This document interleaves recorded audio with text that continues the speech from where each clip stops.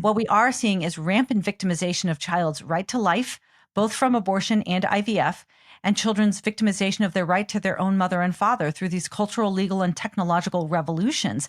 And it is your job, church, to stand up for them. Like, join the great cloud of witnesses, of the people that have gone before you, who, yes, have sacrificed position and social standing and maybe their own jobs, maybe their lives to protect kids. But that's it. This is part of your pure and undefiled religion before God.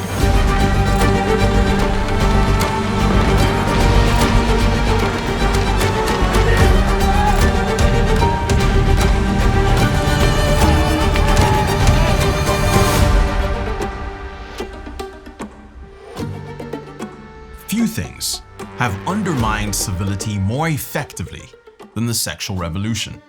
Fueled by the cult of feminism, the sexual revolution was designed to destroy the family by encouraging divorce, redefining marriage, encouraging intentional barrenness, murdering children in the womb, attempting to normalize sodomy, and promoting the lie of gender fluidity.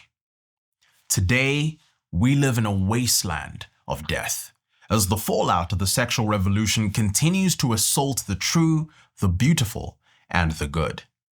Society at large appears to harbor an unsettling disregard for children.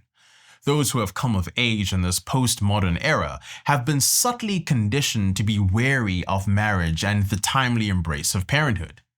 They have been sold the deceit that affluence, self-preservation, and convenience reign supreme in life, often at the cost of meaningful relationships that obstruct the pursuit of these desires. It's imperative to remember that loving God and loving others constitute the two paramount commandments bestowed upon us by God through His Word. Relationships occupy the utmost significance in life, commencing with our relationship with God, which subsequently extends to our relationships with others. A world devoid of love for God finds itself on shaky foundations for building love among its inhabitants. The undeniable fact remains that all forms of idolatry inexorably demand human sacrifice. They exact a toll on relationships, a steep price that few can genuinely afford, yet too many are willing to pay. My guest today is Katy Faust, founder and president of Them Before Us, a global movement defending children's right to their mother and father. She has published, spoken, and testified widely on why marriage and family are matters of justice for children. Her work has appeared in Newsweek, USA Today, The Federalist, Public Discourse, World, The Daily Signal, The Washington Examiner, The American Mind, and The American Conservative. She also serves on the advisory board of the Alliance for Responsible Citizenship. Katy helped design the teen edition of Cana Vox, training young people to think clearly about sex, marriage, and relationships through natural law. With Stacey Manning, she co-authored Raising Conservative Kids in a Woke City, a guide to transmitting a biblical worldview to the next generation. She and her husband are raising 4 children in Seattle, and I am delighted to welcome her to Of Flames and Crowns. Katy Faust, thank you so much for joining me on Of Flames and Crowns. It is so good to see you again. And the last few months, I consider you a good friend at this point. So thank you for joining me. It means a lot to me. Good. I hope we're good friends. It better stay that way. Absolutely. Absolutely. For those who aren't as familiar with you just yet, do you want to just give us a background of who you are and what you do? I am the founder and president of Them Before Us. We are the only nonprofit that advocates that's solely devoted to defending children's rights in the family. I think a lot of us on the right are familiar with the child's right to life and the threats that abortion poses to a child's right to life. And thankfully, we've got, as far as I can tell, over 100 organizations that do something to defend children's right in the womb, their right to life. We're the only organization that is committed to defending children's rights on the outside of the womb as it relates to their mother and father. So if children have a right, not just to life, but to their mother and father, that actually gives you the correct policy response and personal decisions around everything that touches marriage, family, and parenthood, from the definition of marriage to when divorce should be acceptable and allowed, to reproductive technologies, IVF, third-party reproduction, sperm and egg donation, surrogacy, a proper understanding of adoption, the rise of polygamy and polyamory, the skyrocketing rates of cohabitation. If it touches marriage and family, we're going to make it about the child and we're going to defend their rights. And if you can do that, then you're actually going to get justice in these matters of marriage and family. Yes. Yes. And I think the word that you use there is so apt, just that word justice. It's a word that has been hijacked by those who have no sense of what it actually means. And they've used that word to kind of excuse all kinds of degeneracy. And so I think just understanding that justice in this case is a reference to the real punishing of evil and ordering of what is good and right is so essential. And I love everything that you're doing and what you're sold out for. If you don't mind me jumping in there. Oh, go ahead. So justice demands that we properly identify the victims. Yes. The reason why the other side has hijacked justice is because it gets the victims wrong. And the way that this has worked in marriage and family is they have misidentified the victims to say that any adult who is sad or doesn't get what they want is the victim, right? This adult who does not have unrestricted access to pornography with no age limits or verifications, they're the victim. Or, this adult who experiences same-sex attraction who's not able to procure a custom-ordered child through surrogacy, they're the victim. Or this woman who's fallen out of love and now she feels like she's really going to find herself by this guy at the gym and he really gets her. If she can't get the divorce that she wants and the kind of custody arrangements and she's the victim. So when you misidentify the victim, you're going to get the policy wrong. And the left has misidentified victims going back to the sexual revolution to say that adults who cannot have their sexual or romantic identity or desires or fulfillment completely recognized, not just recognized and permitted, but endorsed and promoted, they're the victims. That's how you get injustice.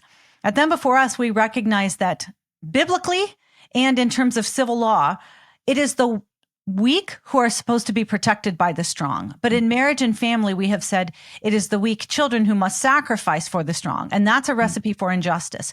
So at Them Before Us, we will always, like a broken record, bring it back to how are children being victimized? They're the ones that need to be protected. And that requires adults to do hard things. Adults are not the victims because they don't get what they want. Children are the victims when their rights are violated. I think that's so well said. And I think one word that's very closely associated with that's also been hijacked is that term freedom. I think people often like to think of freedom as the ability to do whatever they please, whatever they like. When just even biblically, we think of freedom as the ability to do as we ought, to do as we were created to do. And I think once you get that word wrong, then everything goes. And basically, you encourage this culture of selfishness, a culture that destroys other people. And I'm sure someone like Darwin would applaud that idea because he posited that idea that life is all about survival of the fittest. And I think as society has rejected and abandoned God, we've rejected and abandoned good words that should be understood rightly. And downstream from that, we have sought to do all kinds of harm to one another. And so, I think you've really hit the nail on the head there. Of course, like much of this conversation is centered around the sexual revolution and just kind of interrogating some of the consequences of it. So, ma'am, if you don't know yet, for years, I have kind of dealt with feminism very specifically, had numerous debates with all kinds of feminists from, radical feminists to, you could say, more moderate feminists, and really just trying to shed light on how devastating feminism has been in this world. And I think of it as a very fundamental catalyst that prompted the sexual revolution and everything that we're seeing now. Just would you agree with that being like a central ideology that realizes sexual revolution and the other things that you would refer to as a starting point of the sexual revolution? Yeah, well, I want you to define feminism for me because it means different things to different people. So let's just make sure we're working from the same dictionary because, I'm probably completely on board, but might have even more to say depending on how you define it. Yes. I would say very much so that feminism is be defined as this ideology that proposes that women are perpetually victims of patriarchal systems. Okay. Right. So Great. I'd say that's like a baseline definition that I think even feminists would generally accept, at least the ones that I've debated. I think undergirding feminism, as those who are honest and well-read will acknowledge, is this cultural Marxist framework that also just perpetually victimizes women, not because all women have necessarily undergone some kind of oppression, but just by virtue of the fact that they are women in the first place. And so it is this oppressed matrix that cultural Marxism would posit. And that's what I see as the real danger in feminist theory. And I suppose downstream from that, feminism in its understanding that patriarchy is the big problem, wants to, in a sense, emasculate men. It wants to eliminate patriarchy and wants to, in the name of empowering women, basically androgynize women, making them or in the name of making them more like men.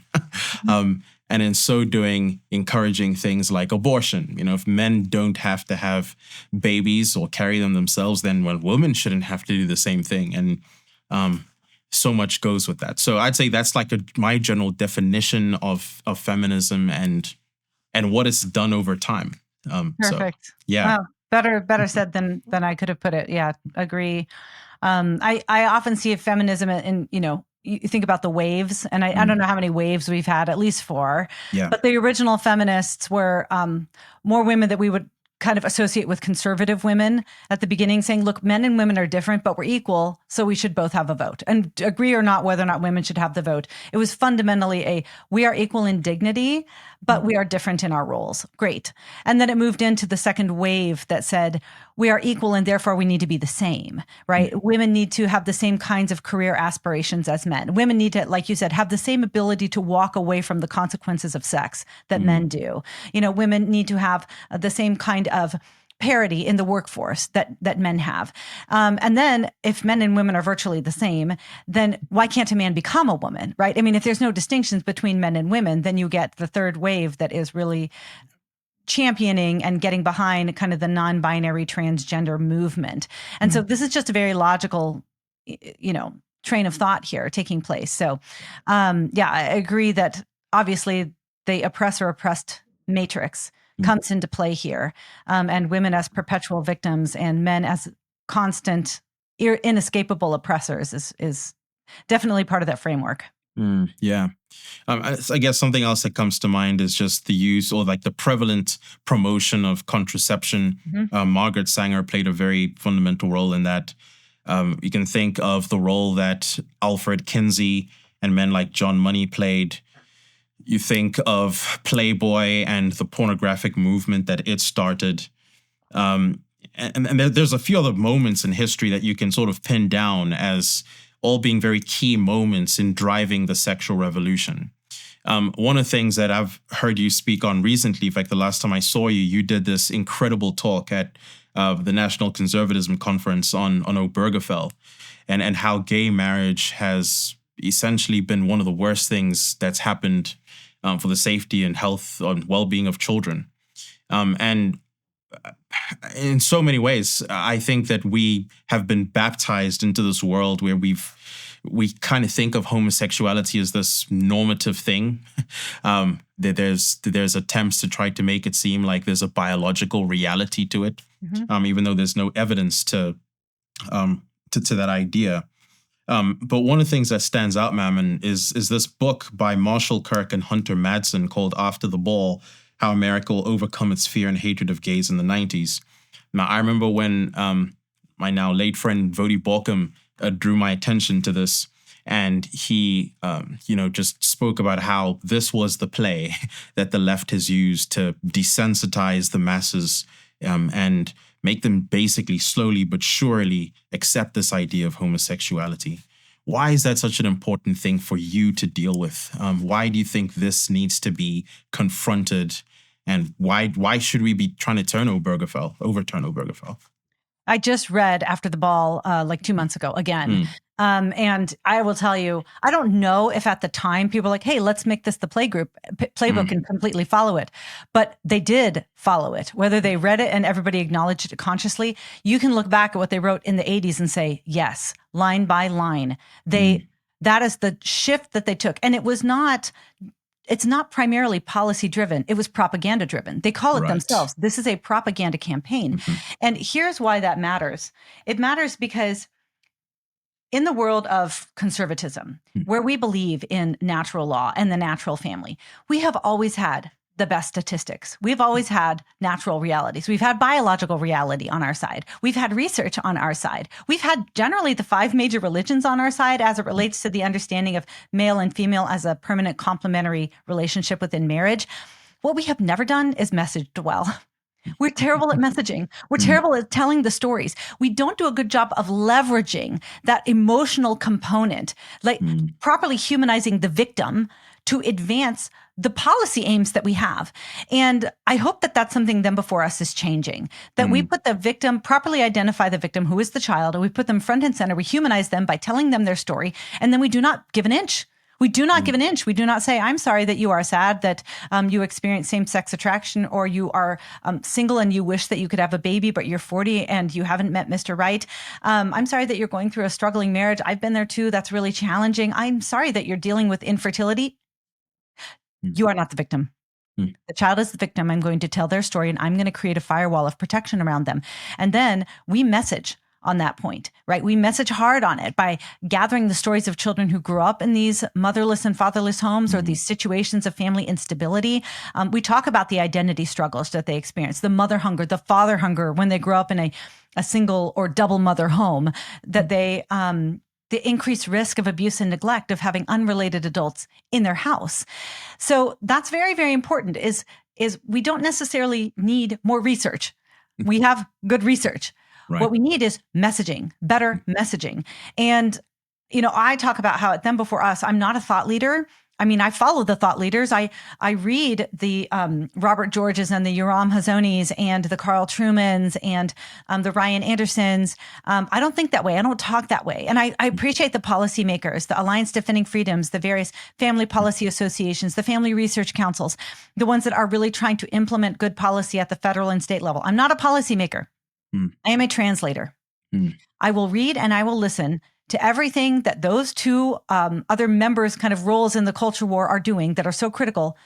And if I am doing my job well, I'm going to translate that into language that is actionable and digestible, that gets everybody up in arms and ready to protect children. So that is definitely what I tried to accomplish in my NatCon speech, drawing attention, the direct connection, the unavoidable, inevitable connection between gay marriage and child victimization, between normalizing same-sex relationships in law and child commodification. Those two things go hand in hand. It has been that way in all 38 countries that have legalized gay marriage. Every country that recognizes marriage, quote unquote, equality ends up delivering child inequality in matters of marriage and family. Yeah. So as you seek to do this work of translating, like what does it look like to employ the best kind of language to really drive a message home and to stir people up to action, to understand what's being done and to stir them up to action? Like, what does that look like on the ground for you? Well, part of it definitely is highlighting the stories of children who have lived it. So, for example, if you want to read the stories of children who were raised in same-sex headed households, good luck. Because number one, kids are very hesitant to tell those stories because there's such a high social cost. Number two, if they were to give a damaging example of growing up with two moms and experiencing instability or neglect or targeting from their unrelated mom or the father hunger that they experience, the New Yorker is not going to publish that. I mean, they're not going to get featured on NPR. And so we try to make sure that they have a space to share their story honestly. So if you want to read stories of children who grew up with LGBT parents, you're never going to find a greater bank of stories than you will at thembeforeus.com. Like, we will make sure that you are going to see the very real human cost of the decision to purposefully and often commercially alienate a child from one of their parents. So we tell their stories. And then what we do is we recast trending news away from viewing adults as the victims and make sure everybody understands that the child is the victim. For example, a big trending news item right now is a Catholic woman who is a teacher at a local school, and she just got fired for serving as a surrogate. And she said, well, no, there was nothing in the handbook about this. And of course, everyone's going, oh, this poor teacher, she is just trying to help this heterosexual married, I assume they're heterosexual married couple, have the baby that they want. Oh, she's the victim. No, she is not. The child who is going to lose the relationship with the only person they know the day that they are born, that surrogate who the child thinks is their mother, is going to be handed over to maybe their genetic parents. But as far as the child knows, those are two strangers among 8 billion. And we know that child attachment, child mother deprivation, especially in those first few days and weeks, it can often have a lifelong impact on the child. So we will take that story of the teacher who's being persecuted because she was fired from her job, and we will say she is not the victim. Right. The child that is being commodified and contractually conceived of, that will lose their mother at the moment of birth, not because of tragedy, but of intentionality. The baby is the victim. That is probably half of my job, Lennox. I take the spotlight off of adults that are framing themselves as victims. I shine it on the children who are the actual victims. And I'm going to do that until I die, until this world, until this country starts respecting the rights of children.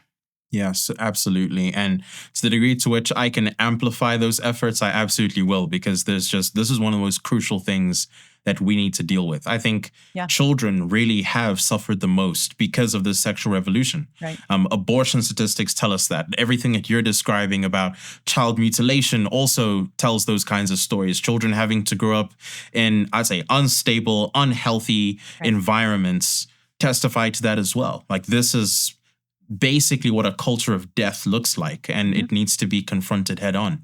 I agree. Yeah. In a lot of your work, what encourages you the most? Are people resonating with what you're saying? And I think on the other side of that, just what has been and continues to be your greatest challenge as you pursue child advocacy in this sense? The encouragement is when I first started my nonprofit in 2018, and I would tweet a picture of 2 men in a hospital bed with a newborn on their chest going, oh, we just welcomed, little Timmy into our world through surrogacy. I would say this is an injustice. That child has a right to their mother. We need to stop commercial surrogacy. And I would tweet it. And mostly what I would get is, all I see is 2 loving parents. So now, when I tweet a picture of 2 shirtless men who are very often flexing for the camera, neither of which is looking at the baby, and I say, this is an injustice. A child needs their mother. We need to ban commercial surrogacy. Now, that'll get 1 million views, and people will say, my politics is whatever makes this illegal. So I really do think there has been a shift, that there have been eyes that are opened. And I don't know if that's because the censorship regime has fallen a bit on social media, and so the tweets are getting out more, or if people simply recognize that being called a bigot and a hater and a homophobe has sort of lost its power now. Or if people have said, that slope that we said wasn't slippery is actually a cliff. And it's not just what happens in the privacy of 2 men's bedroom, but actually leads to child commodification and mother deprivation. I don't know what it is, but I see a shift, at least. And maybe it's because I've got a selection bias and those are the people that are following me. But when things tend to go viral, it's gaining purchase in people that are not just in the them before us orbit. I will tell you the thing that discourages me. And it is that every single thing that I talk about is going to piss off some demographic. I am not just targeting the left. I mean, sure, we are talking about how the LGBTQ movement does tend to disproportionately victimize children, their life, their family, their body. But when I start talking about IVF, conservatives and Christians get up and walk out during my speeches. I've had people lose donors when they have had me on to talk about how IVF destroys more embryonic life than abortion does every year by a magnitude of probably 4. I have talked about how surrogacy is never okay, not for sweet Christian heterosexual couples that are dealing with infertility. It is never okay for an adult to ask a child to sacrifice for them, and that is what surrogacy is in 100% of cases.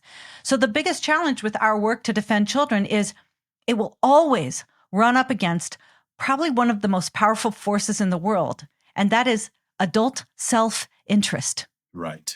I think every adult can say, well, I want kids to be protected and I'm child-centric. And I think it's kind of like that abortion argument of like, I'm against abortion in 3 cases: rape, incest, and my case. Mm. Right? Everybody wants the exception for them. Well, sure, I Right. don't think that children should grow up with gay couples who have custom ordered, purchased them, and one of them's a sex offender.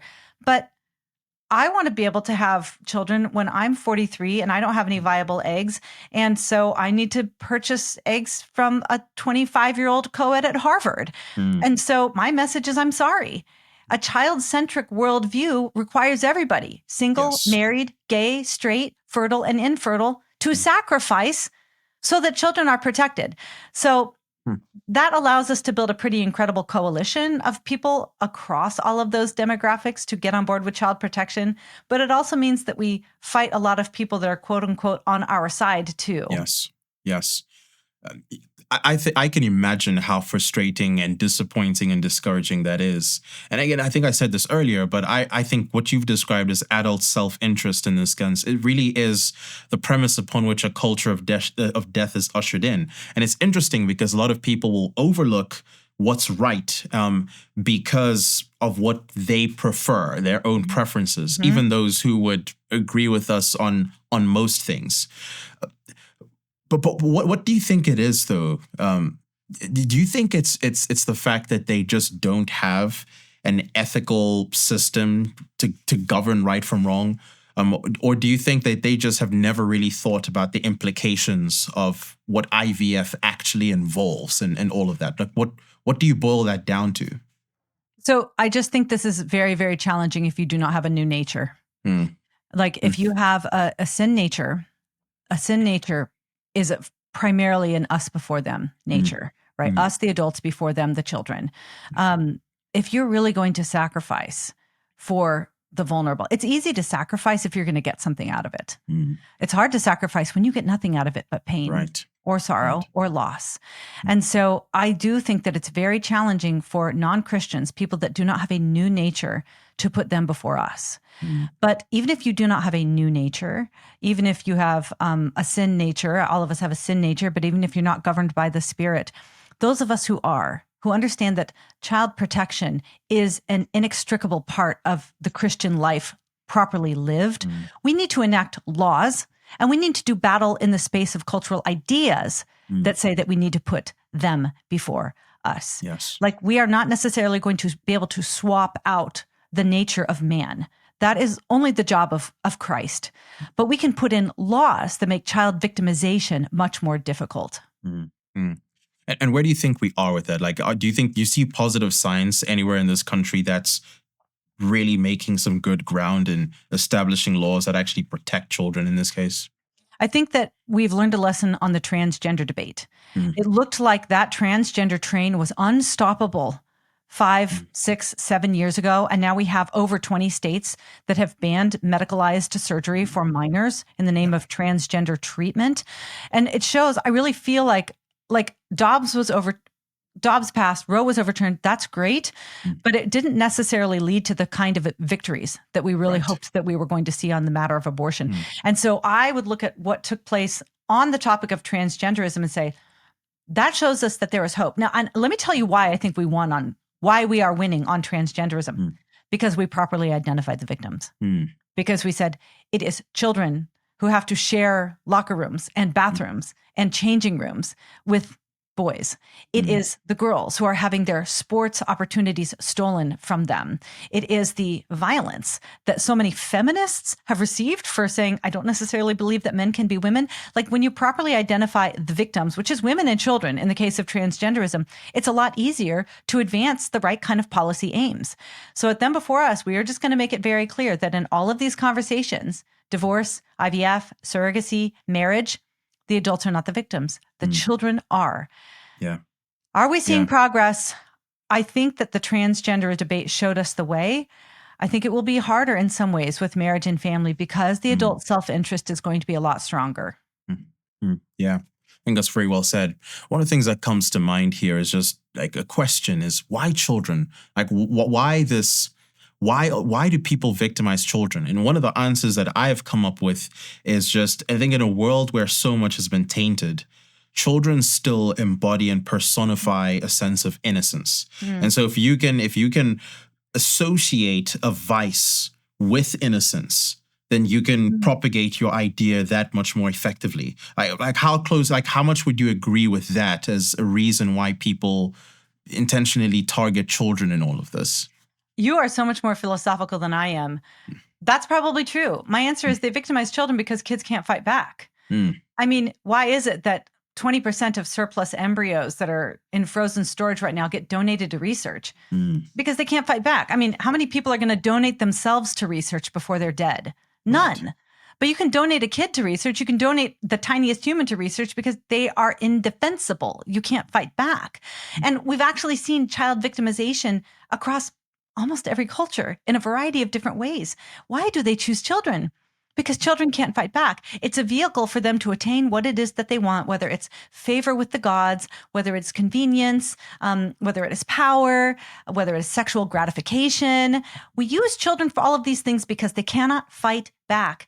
And I will say, that is one of the defining features of Christianity, is that every place we go, every country on which we set foot, children are protected from a variety of different adult interests that seek to victimize them, whether it is mutilation of foot binding in China, whether it is female genital mutilation in the Islamic world, whether it is child labor laws in the UK that were enacted by Christian, whether it's the pushback against eugenics that was taking place in the 20s, whether it is infanticide and abortion that has been widespread across much of the world. It is Christians that come in and say, no more, no more. We are going to be held accountable through threats of corporal punishment by our Lord. If we cause one of these little ones to stumble, we are the ones that serve the God who came not as a man, a teenager, a toddler, or an infant, but as an embryo. That's right. That's our God. And so I'm sorry, like we just operate around kids differently. And I'll tell you, that isn't more needed than ever right now. Yes, you're absolutely right. At New St. Andrews College, we're trying our bit at just joining the fight. Of course, we've got a mutual friend in common, Jeff Schaefer, who runs the Hale Institute, and he takes students through several courses, giving them a way to discern this as a means to launching them to go on and be leaders who are actually going to do something about the evil that's all around us. And I pray that we see a lot of fruit from that going forward. Well, ma'am, I want to be respectful of your time, but just in summary, just what's one thing you'd want to underscore that you'd like Christians and people watching this to go away with? What do they most need to hear? Child protection is your job. As a Christian, child protection is your job. And we are not seeing child sacrifice to Molech the way that we used to. And we are not seeing things like female genital mutilation, at least not celebrated and above ground here in the United States. What we are seeing is rampant victimization of child's right to life, both from abortion and IVF, and children's victimization of their right to their own mother and father through these cultural, legal, and technological revolutions. And it is your job, church, to stand up for them.